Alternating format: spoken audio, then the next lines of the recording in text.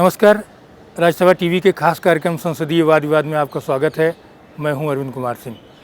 राज्यसभा ने मानसून सत्र 2013 के दौरान एक ऐतिहासिक विधेयक पारित किया।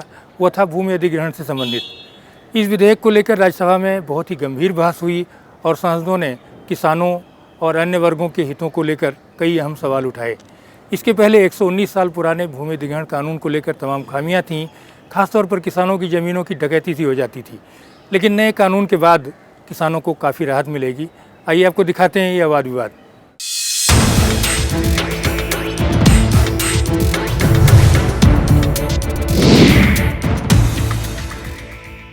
Now we take up the right to fair compensation and transparency in land acquisition, rehabilitation and resettlement bill 2013. Sri J.R. Ramesh to move. Mr. Deputy Chairman, sir, I beg to move that the right to fair compensation and transparency in land acquisition, rehabilitation and resettlement bill 2013 be taken into consideration. Now Sri Vinay Katiyar. माननीय सभापति जी, जब कभी भूमि का सवाल उठता है और अधिग्रहण का सवाल उठता है तो किसान रोता है। किसान के पास रोने के अलावा कोई रास्ता नहीं रह जाता। लाठी खाता है, गोली खाता है, जेल जाता है और इसके उदाहरण दिल्ली से लगे सीमा में उत्तर प्रदेश में हैं। भूमि अधिग्रहण अधिनियम 1894 के अंतर्गत यदि एक बार अधिग्रहण संस्था ने भूमि विशेष के अधिग्रहण का मन बना लिया तो उपाध्यक्ष जी अधिग्रहण करके ही रहती है। भूमि अधिग्रहण अधिनियम 1894 कमियों का फायदा उठाते हुए केंद्र राज्य सरकारों तथा सरकारी निकायों ने बड़ी संख्या में उपजाऊ भूमि का भी अधिग्रहण कर लिया है, जो देश की भोजन सुरक्षा के साथ समझौता है। सरकार ने रेलवे, सेना, ACZ, public sector, private sector उपक्रमों के लिए आवश्यकता से अधिक भूमि का अधिग्रहण किया है। राज्य सरकार ने जनहित में भूमि अधिग्रहण करके प्राइवेट बिल्डरों और उद्यमियों को सौंप देती है। अगर इसी प्रकार से सिंचित भूमि को बहुफसली फसलों को जमीनों को लिया जाता रहेगा तो गांव मिटते जाएंगे, शहरीकरण की ओर बढ़ता चला जाएगा। जनजातियों अपने जीवन की मूलभूत सुविधाओं तथा भोजन, लकड़ी, आश्रय, चारागाह इत्यादि के लिए जंगलों पर निर्भर हैं, लेकिन उनको उचित वहाँ पर न्याय नहीं मिलता। आज उसके कारण से जो नक्सलवाद की समस्या है वो भी बड़े तेजी के साथ बढ़ती चली जा रही है। उचित और सुनिश्चित भूमि अधिग्रहण, प्रतिकर व पुनर्वास नीतियों की आज आवश्यकता है। माननीय उपाध्यक्ष जी, स्टैंडिंग कमेटी में ऐसी भी सिफारिशें की हैं जो माननीय मंत्री जी ने स्वीकार नहीं किया है। भूमि अधिग्रहण का उद्देश्य सीमित रखना, बुनियादी ढांचा परियोजना, सिंचाई, स्कूल, अस्पताल, पेयजल परियोजना आदि, आपने उस पर ध्यान नहीं दिया। पीपीपी तथा प्राइवेट सेक्टर अर्जन में सरकार की भूमिका नहीं होनी चाहिए, आपने पूरी तरह से उसमें भूमिका को डाल दिया है। बुनियादी ढांचा परियोजना के रूप में कोई भी आधिकारिक संरचना घोषित करने पर राज्य सरकार की नियोक्ता, सामाजिक प्रभाव के सही आकलन के पश्चात ही भूमि की पहचान सुनिश्चित हो, वो नहीं हो रही है। एसआई को ग्राम सभा की आवश्यक सहमति नहीं हो रही है। खाद्य सुरक्षा प्रतिस्थापना सुनिश्चित किया जाना चाहिए। भूमि का बाजार मूल्य निर्धारण हेतु बहुसदस्यीय भूमि निर्धारण आयोग की स्थापना, कंपनियों द्वारा किए गए अपराध को भारतीय दंड संहिता के अंतर्गत निपटा जाए। 11 ऐसे बिंदु हमने माननीय मंत्री जी किए हैं जिनको स्टैंडिंग कमेटी ने बहुत जोर शोर से उसको दिया, लेकिन उसको आपने उठाने का काम, इसमें लेने का काम नहीं किया है। इसमें जितने प्रभावित परिवार हैं उनके 80% लोगों की आम सहमति होनी चाहिए, लेकिन पब्लिक प्राइवेट पार्टनरशिप के जो प्रोजेक्ट होंगे उनके लिए यहाँ पर 70% रखा गया है, मगर सरकारी प्रोजेक्ट के लिए किसी प्रकार की कोई बाध्यता नहीं है। इसमें एक समानता रखने में क्या परेशानी हो रही है? ये अर्जेंसी का जो प्रोविजन क्लास 9 को सोशल इम्पैक्ट असेसमेंट से मुक्त रखा गया, इसका कहीं पर भी औचित्य नहीं, किसान विरोधी है। लेकिन धारा 10 आपकी कहती है बहुफसली जो है उस जमीन का अधिग्रहण नहीं होना चाहिए, वहीं उसका सेक्शन 2 कहता है कि नहीं, ऐसा किया जा सकता है। तो इसको कम से कम इस पर एक बात होनी चाहिए, किसान की सिंचित भूमि हो, बहुफसली भूमि हो, किसी भी कीमत पर उस भूमि का अधिग्रहण नहीं होना चाहिए। बहुत ऐसे स्थान हैं, जैसे राज्य है जहाँ बंजर भूमि है, ऊसर भूमि है, आप उस जमीन से काम चलाइए। धारा 63 में किसान अपील नहीं कर सकता, कम से कम किसान को अपील तो करने दीजिए, वो अदालत के अंदर दरवाजा तो खटखटा सके। धारा 38, आपात स्थिति में जिला मजिस्ट्रेट कलेक्टर, उसको एक शक्ति दी गई है कि नोटिफिकेशन करके 3 दिन बाद किसी भी जमीन का अधिग्रहण कर सकते हैं। 3 दिन तो माने एक प्रकार से तानाशाही स्थापित हो जाएगी। धारा 45 अथॉरिटी कितनी बनेगी, कहाँ बनेगी, साफ नहीं है। इसको भी साफ करना चाहिए कि कितने स्थानों पर अथॉरिटी आपकी बनेगी, कहाँ बनेगी। मेरी तो आपसे राय है कि आप इसको जिला केंद्रों पर बनाने का काम करिए। जो ज़्यादा दूर जा नहीं सकते हैं, अनपढ़ लोग हैं, उनके लिए जिला केंद्र पर इसकी अथॉरिटी बननी चाहिए। और इसका जो निपटारा है ये एक फास्ट कोर्ट की तरह निपटारा किया जाना चाहिए। और इसका कोई एक समय तय करिए। आवश्यकता से अधिक जमीन का अधिग्रहण नहीं होना चाहिए। पूरा जिला का जिला अधिग्रहण हो जाए और वहाँ के पूरे गांव उजड़ जाएं, ये तो किसी भी कीमत पर नहीं होना चाहिए। दादरी है, दादरी के पास जमीन ली गई, बिजली प्रोजेक्ट लगाने के लिए ली गई, लेकिन प्रोजेक्ट तो लगा नहीं। आखिर वो जमीन किसानों को मिलना चाहिए। अब वो जमीन आपने भूमि बैंक को दे दी होगी, प्रदेश के पास हो गई होगी, क्योंकि जब से आपने मुआवजा दिया है तब से लेकर के आज तक आपने वहाँ पर एक पैसा लगाया नहीं है, कुछ काम किया नहीं है, तो कैसे चलेगा। अधिग्रहित जो भूमि है 5 वर्षों तक उपयोग में जो नहीं आती है, किसानों को वापस करना चाहिए। लेकिन इसके साथ साथ आपने एक बात और जोड़ी है, सरकार के भूमि बैंक में चली जाएगी, तो ये तो दुधारी तलवार हो गई। अब जमीन की जो वैल्यू है, जो रजिस्ट्री होती है, रजिस्ट्री की जो वैल्यू होती है वो बहुत कम होती है। लेकिन अगर आपने जमीन की वैल्यू के आधार पर उन लोगों को उसको मूल्य की वैल्यू देने की कोशिश की किसान को, तो उसमें झगड़ा खड़ा होगा, फिर वो देगा नहीं, क्योंकि उसकी तो जमीन जा रही है। अब उसमें आप कह सकते हो कि हम उसको दुगनी देने की कोशिश करेंगे, हम 4 गुनी देने की कोशिश करेंगे, लेकिन एक साफ नीति बननी चाहिए। आपने शहर के लिए अलग रखा है और देहात के लिए आपने अलग रखा है, तो शहर की सीमा क्या होगी और देहात की सीमा क्या होगी। कई गांव आज शहर बन गए, शहर के अंदर आ गए, क्या वो उसको आप सीमा के अंदर शहर में मानेंगे? क्योंकि उनकी ग्राम पंचायतें हैं, ग्राम प्रधान अभी वहाँ पर चुना जाता है, तो वो तो अपने गांव को मानते हैं, लेकिन वो सारा कारोबार, सब रहन सहन बिल्कुल शहरी हो गया है, तो वो स्थिति क्या बनेगी। और इसलिए मार्केट वैल्यू पर कंपनसेशन दिया जाए, खाली जमीनों पर उद्योग लगाए जाएं, रजिस्ट्री कराते समय उस जमीन का उपयोग क्या करेगा ये लिखवाना चाहिए। जिसकी आप जमीन ले रहे हो, उजाड़ रहे हो, तो कम से कम उसको भी एक नौकरी दी जानी चाहिए। इनकम टैक्स किसानों पर पड़ता है, इसको देखना चाहिए कहाँ पर पड़ता है, किन स्थानों पर इसको रोक लगानी चाहिए।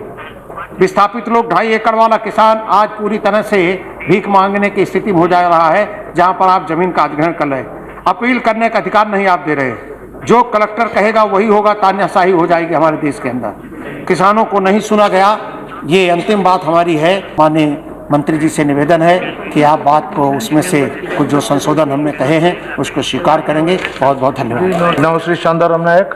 Sir, it was practically a forced acquisition under old Land Acquisition Act, which we are going to repeal.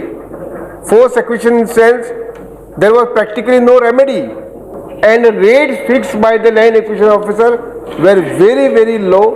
Now this act is a revolutionary act for the simple reason it's only after social impact assessment that a land can be acquired, and for the purpose of assessing social impact it is the Gram Sabhas bodies which are the primary bodies where the consultation will take place. Which party? Secondly, bare minimum What land name is which there? is required for a project will be acquired. Secondly, it will be verified whether the alternate land is available for the purpose, whether assessment has been made. अभी done. Third, public hearing will be there while making social impact study.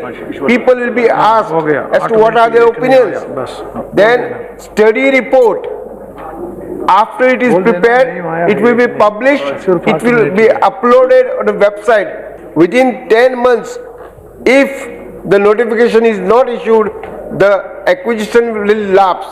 If ultimately declaration has to be made, it has to be made along with, it's very important, along with rehabilitation and resettlement scheme. Now the question is compensation, 4 times in rural area, 2 times in urban areas. ST and forest dwellers, the loss that will be caused to them will be considered. Tenants who are there on the land, their interests will be protected. even those having easement rights, they will get compensation. And if the person whose primary source of livelihood is going to be affected, that aspect will also be taken into consideration. Now, there is a liberty given under section 108 and 109.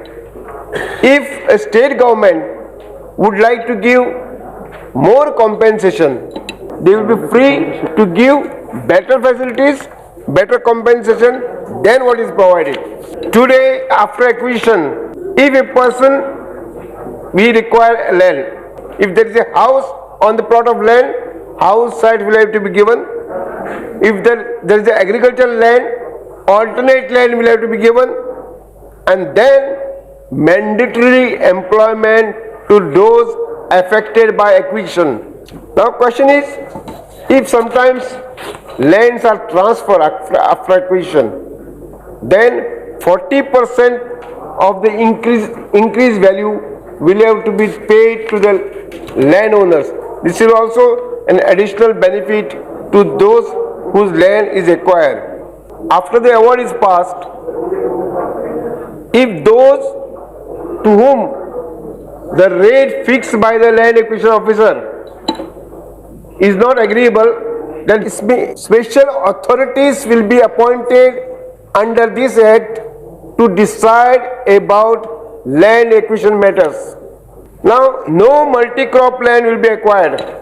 Then, public-private acquisition, the consent of local people will be required, and consent to the extent of 70 to 80%. Another very important aspect, unless full payment is made, the affected person cannot be compelled to part with the land. Now, as regards tribal areas, the issues of tribal areas are multifaceted. There are also problems of their culture, their livelihood, their style of living, etc. And therefore, social impact assessment as far as tribal is concerned has to be made more carefully, more effectively to the satisfaction of all. Another vital provision is that a government sometimes wants a land. Perhaps it is difficult to obtain the land. Then there is a provision that land can be acquired on lease basis. If the land is unused, whether it goes to land bank or to the owner, that needs to be clarified. And lastly, no income tax or stamp duty will be charged with respect to land that will be acquired. Thank you very much. Thank you, Kumari Mayawati. मान्यवर भूमि अधिग्रहण से सबसे ज़्यादा प्रभावित अभी तक अपने देश में खास तौर से छोटे किसान व आदिवासी समाज के लोग ही ज़्यादातर हो रहे हैं।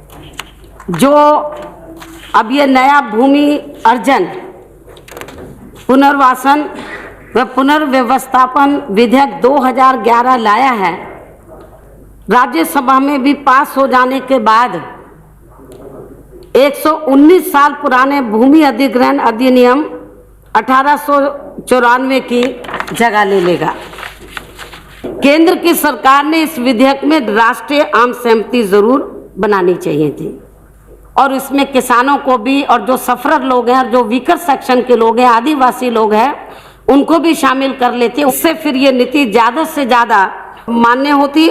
जिस किसी से भी जमीन ली जा रही है उस परिवार के किसी भी पात्र व्यक्ति को उसकी योग्यता के अनुसार उचित रोजगार की व्यवस्था भी वहां लगने वाले उद्योग में जरूर सुनिश्चित होनी चाहिए। इसके साथ ही यदि सरकार विशेष परिस्थितियों में अर्जेंसी क्लॉज के तहत जनहित में किसी की भी प्राइवेट जमीन का अधिग्रहण करती है तो उसके बदले में सरकार को उसे स्पेशल इंसेंटिव पैकेज भी जरूर दिया जाना चाहिए।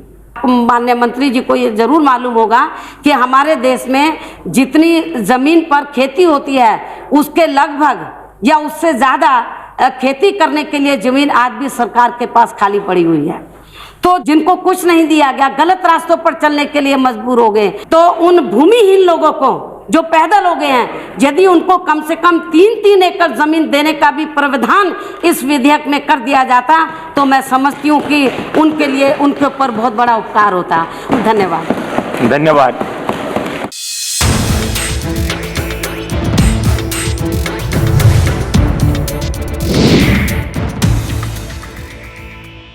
इस विधेयक पर चर्चा के दौरान कई सांसदों ने यह सवाल उठाया कि सरकार ने भूमि अधिग्रहण विधेयक का दुरुपयोग किया और उद्योगपतियों के हित में तमाम ज़मीनों का अधिग्रहण किया गया।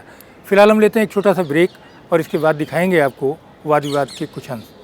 We expect the legislation should be a comprehensive legislation and it should be adopted in line with democratic principle of justice and fairness.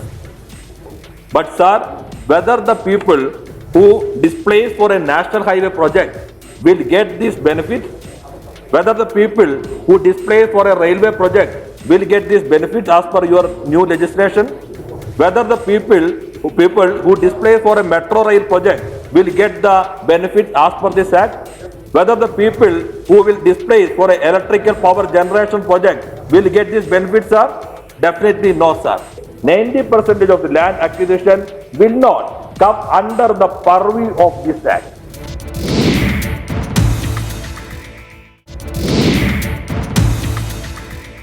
Break के बाद आपका स्वागत है। आप देख रहे हैं हमारा खास कार्यक्रम संसदीय वाद विवाद। भूमि अधिग्रहण विधेयक पर हुई चर्चा के दौरान सांसदों ने कई सवाल उठाए।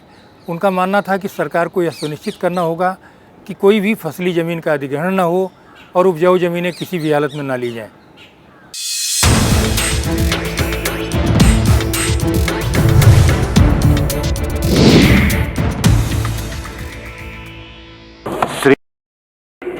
Sir, we expect the legislation should be a comprehensive legislation and it should be adopted in line with democratic principle of justice and fairness.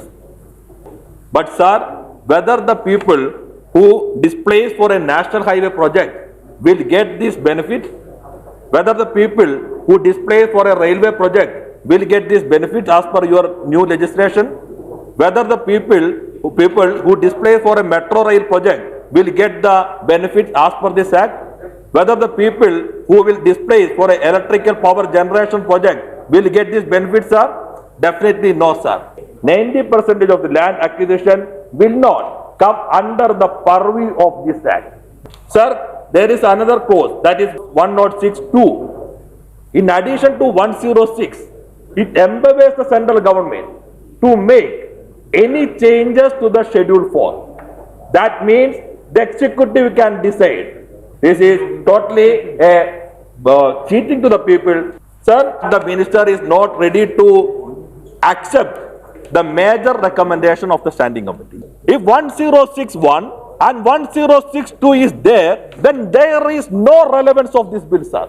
This is the first time in the world a government is ready to acquire the land for corporate. Sir, this definition of public purpose and infrastructure is vague. It creates a vacuum, a space for the subjective interpretation of the executive. They can implement this public purpose for any activities of the corporate and public private enterprises, sir.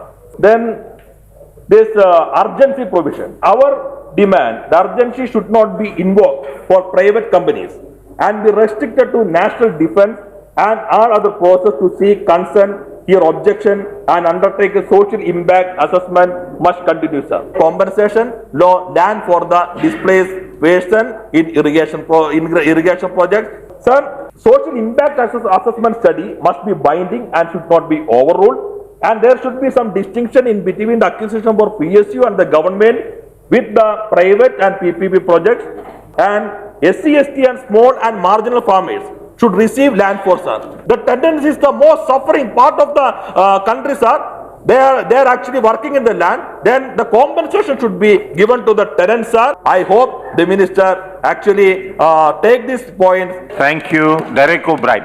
There are three parts of this broader context: protecting farmers' rights, B, concerns of food security, and C, finding that balance between agriculture and industry to flower together. In this bill, we have some serious issues First, no forcible acquisition of land at any cost. No, no, no. Second, you're talking about 80% farming families who've agreed, 70% for public purpose who've agreed. Our view on this is the same as just what it was right through the land movement. No 80-20, no 70-30, it's 100. This is the very basic issue we have. No multi-crop land because multi-crop is an asset. Do farmers today have the necessary skills to negotiate directly with corporate buyers or with governments? We believe, sir, they do. With a little help, with a little guidance, of course they do. We also know how to strike the balance between industry and agriculture, not one at the cost of the other. This bill, sir, overall is better than what it was for the farmer 3, 4, 5 years ago, but this bill is not good for the farmer. This bill is not good for the conscience of the industry. This bill is not good for the nation. We do not support this bill. Thank you, sir. Thank you. Ram Gopal Yadav ji. माननीय मंत्री जी, मैं ये कह रहा हूं कि आपने जो नाम इस विधेयक का रखा है वो इतना बड़ा है कि इसका अगर भूमि अधिग्रहण विधेयक रखे तो ज़्यादा अच्छा था। इसको कोई पूरा कभी याद नहीं रख सकते। तमाम तरह की मुकदमेबाजी के लिए दरवाजे ये विधेयक भी खोलेगा। अभी तक हमेशा ये होता आया है, जो बहुत उपजाऊ शहरों के नज़दीक की ज़मीन है उसी का अधिग्रहण बड़े पैमाने पर हुआ है और उसका परिणाम ये हुआ कि जो खेती योग्य ज़मीन है उसमें कुछ परसेंट कमी आई है। उसको पूरा करने के लिए बंजर ज़मीन पड़ी हुई है, रबीन्स की ज़मीन है, जिनको एकसा करके आप वहाँ कुछ डेवलपमेंटल वर्क कर सकते हैं या उसको खेती योग्य बनाकर जो ज़मीन कम हो रही है उस ज़मीन की क्षतिपूर्ति कर सकते हो। दूसरा ये कि जो ज़मीन है वो किसान को अनंत काल तक रोजी रोटी देने का काम करती है। जो आप मुआवजा उसको देते हैं अधिग्रहण करने के बाद कोई भी, उसको साल 2 साल में खा पी के बराबर कर देते हैं और फिर मजदूर हो जाते हैं। इसलिए जिन किसानों की जमीन ली जाए उनका स्थायी तौर पर पुनर्वास करने के लिए, उनको रिहेबिलिटेट करने के लिए उनको रोजी देने का काम होना चाहिए। आपने विधेयक में ग्रामीण क्षेत्र में 4 गुना बाजार भाव के कंपेंसेशन देने की जो बात की है और शहरी क्षेत्र में 2 गुना, इसमें आपने ने स्पष्ट नहीं किया है कि मार्केट रेट क्या होगा। क्या सर्किल रेट को ही मार्केट रेट माना जाएगा? अगर ये होगा तो किसान का कुछ भला होने वाला नहीं है। और जो ये व्यवस्था की है कि अगर दाम बढ़ जाते हैं और कोई 5 साल से पहले उसको बेच देता है लेने वाला, तो उसका 40% उसको दिया जाएगा। आपको मालूम है कि अभी जो लेता है जमीन 10,000 रुपया वर्ग मीटर के हिसाब से जिसको अलॉट हो जाती है, वो बिना एक पैसा खर्च किए हुए 50,000 रुपया वर्ग मीटर पर अगले दिन बेच देता है। ये व्यावहारिक दिक्कतें मैं बता रहा हूँ आपको। आपकी PMGSY है, प्रधानमंत्री ग्राम सड़क योजना, या महात्मा गांधी नरेगा है, इसमें कोई कंपेंसेशन आप नहीं देते हैं। तो इन योजनाओं का क्या होगा ये सोचा आपने? इससे तमाम डेवलपमेंटल वर्क भी रुक सकते हैं। जमीन अधिग्रहण करने के लिए जब आप गांव में पंचायत करने जाएंगे तो तमाम नए किस्म के भूमाफिया पैदा हो जाएंगे। उनका सहारा लेना पड़ेगा सरकारी अधिकारियों तक को। ये इतना बड़ा संकट आने वाला है कि एक तरफ इसकी अच्छाइयां हैं, इसमें दो राय नहीं, लेकिन इसकी जितनी अच्छाइयां हैं उतनी बुराइयां भी हैं।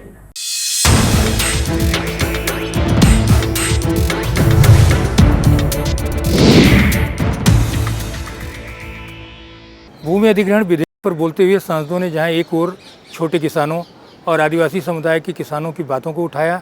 वहीं दूसरी ओर सरकार को बहुत सारी कमियों से दूर रहने की सलाह भी दी। इस एपिसोड में फ़िलहाल यहीं तक। आगे के 2 एपिसोड में हम आपको दिखाएंगे कि सांसदों ने और क्या कुछ खास कहा और मंत्री ने क्या जवाब दिया। मुआवजे के साथ जो जमीन आप अर्जित उसमें हमें 15-20% नोएडा के अंदर एक परिवार से 50 रुपए प्रति स्क्वायर मीटर के हिसाब से जमीन ली गई और लंदन के ऑक्सफोर्ड स्ट्रीट से भी ज्यादा महंगी 3,73,000 रुपए पर स्क्वायर मीटर के हिसाब से। तो इस रूट में हमें भी हिस्सा चाहिए। ये हमारे पुरखों की जायदाद है। हम और काम नहीं करते, हमारी बहनें भी काम करती हैं, हमारे बच्चे, हमारी माँ भी काम करती है।